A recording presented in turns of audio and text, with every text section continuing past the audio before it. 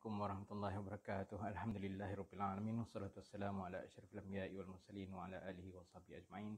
Subhanaka la ilma lana illa ma 'allamtana innaka antal alimul hakim. Rabbi shrah li sadri wa yassir li amri wahlul 'uqdatam min lisani yafqahu qawli. Rabbi yassir wa la tu'assir ya karim. Okay, alhamdulillah. Sama-sama kita memanjatkan kesyukuran kepada Allah Subhanahu Wa Taala. Okay, hari ini kita bertemu lagi untuk siri yang ke-7. Siri yang ke-7 ulasan buku. Jadi pada hari ini saya akan bersebenar dengan sambutan Hari Kebangsaan ke-64 Kemerdekaan Malaysia. Jadi saya membawa satu lagi buku yang berkaitan dengan sejarah. Okey, sebagaimana tajuk yang dipaparkan di hadapan tuan-tuan dan puan-puan sekalian, Memoir Syamsiah Faqih. Okey, Memoir Syamsiah Faqih dari Awas, iaitu Angkatan Wanita Sedar. Angkatan Wanita Sedar ke Regimen ke-10. Ke Regimen ke-10 PKM. Okay, bukan dengan nama yang lebih demokratik lagi, Barisan Pembebasan Tanah Melaya. Okay, Barisan Pembebasan Tanah Melaya. Okay, jadi ini bukunya. Okay, bukunya Memoir Syamsiah Faqih, okay, yang diterbitkan oleh Strategic Information and Research Development Center, okay, iaitu edisi yang terbaru. Edisi yang lama adalah terbitan daripada Universiti Kebangsaan Malaysia pada 2004. Okay, pada 2004.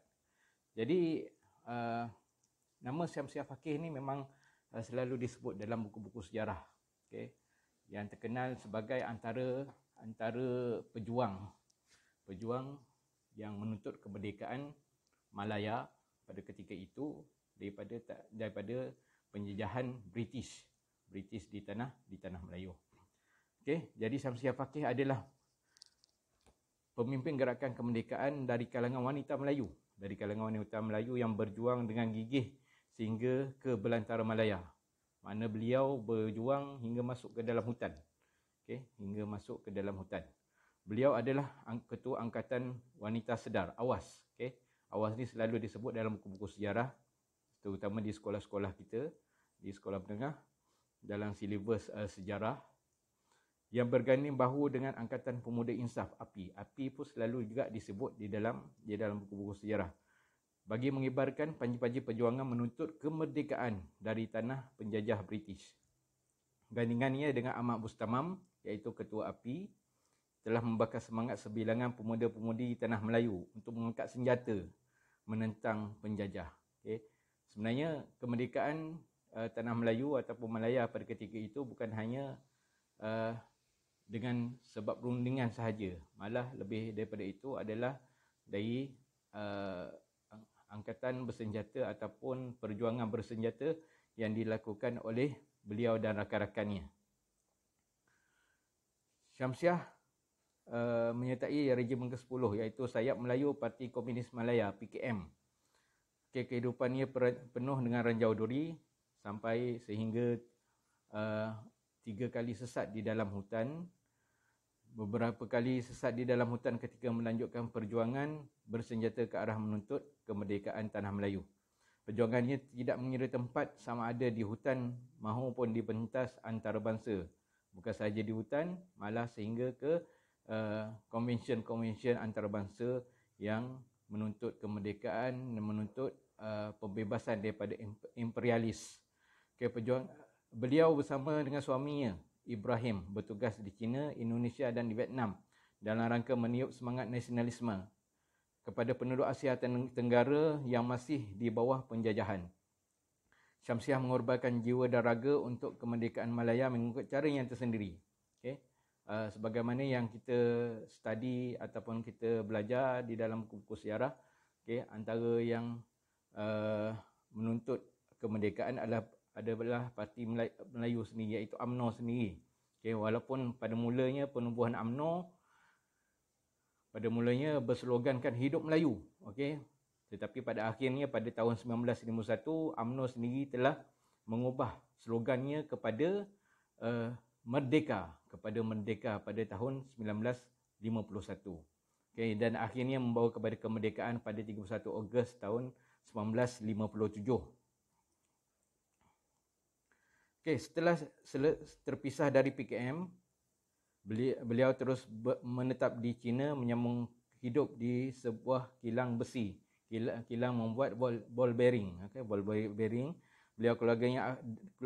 Beliau sekeluarga akhirnya kembali ke Malaysia pada 23 Julai 1994 selepas termeterainya perjanjian damai antara PKM dengan kerajaan Malaysia dan kerajaan Thailand yang ditandatangani di Hat Yai, Thailand pada 1989. Sekembali ke tanah air, beliau bersama cucunya menjalani kehidupan di tanah tuannya secara sederhana.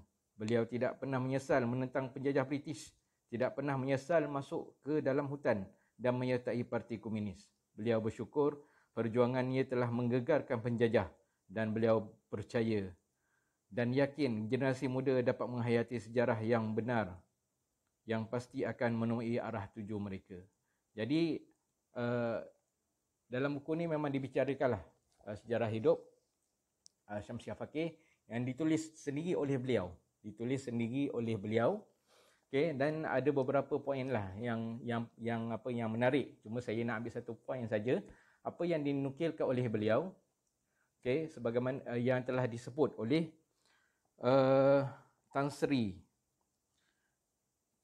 Samad Idris di dalam bukunya 25 Tahun Merdeka, yang mana Tun Dr. Mahathir sendiri telah memberi kata ulasan berkaitan dengan buku tersebut, di mana Tan Sri Samad Idris sendiri mengakui bahawa kemerdekaan tanah Melayu ataupun kemerdekaan Malaya juga adalah bertitik tolak daripada perjuangan bersenjata yang dilakukan oleh Syamsiah Fakih dan rakan-rakannya di dalam hutan.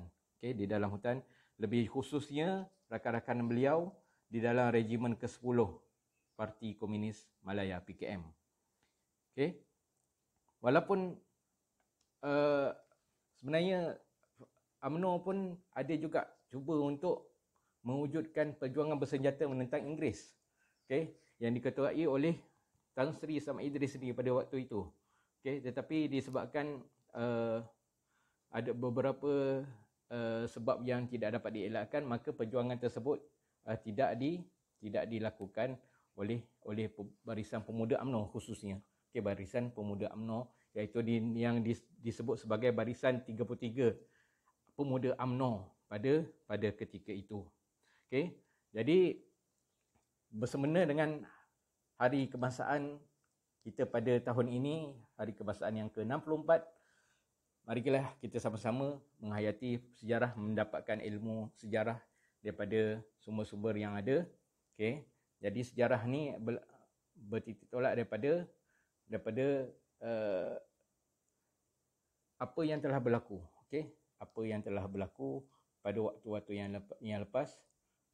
Ada yang ambil daripada persepsi sekian, ada yang ambil daripada persepsi yang lain pula. Jadi pada hari ini saya bawa daripada satu persepsi yang lain, iaitu daripada anggota bersenjata ataupun pemberontakan ataupun perjuangan bersenjata daripada tokoh-tokoh kita, tokoh-tokoh Melayu kita yang berjuang di dalam hutan. Di dalam hutan setelah perjuangan secara berpelbagai ataupun secara aman, okay, melalui parti politik, okay, melalui parti-parti politik yang telah diharamkan oleh penjajah British pada ketika pada tahun 1948. Secara tepatnya pada 1948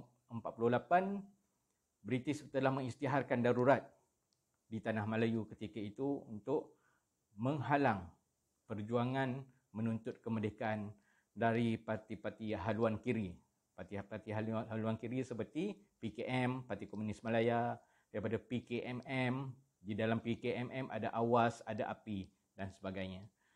Jadi pada 1948, British isytiharkan darurat dan parti-parti haluan kiri telah diharamkan. Yang ada parti haluan kanan, okay, parti haluan kanan iaitu UMNO sahaja. UMNO, MCA dan MIC sahaja yang dibenarkan beroperasi seperti biasa. Jadi peranan UMNO ada juga diakui oleh Syamsiah Fakih di dalam menuntut kemerdekaan Tanah Melayu, di dalam menuntut kemerdekaan Malaya pada ketika itu. Okey. Jadi saya rasa cukup untuk ini saja. Terima kasih kepada yang menonton. Okey, insya-Allah kita akan berjumpa lagi pada siri ulasan buku yang akan datang. Wabillahi taufiq wal hidayah. Wassalamualaikum warahmatullahi wabarakatuh.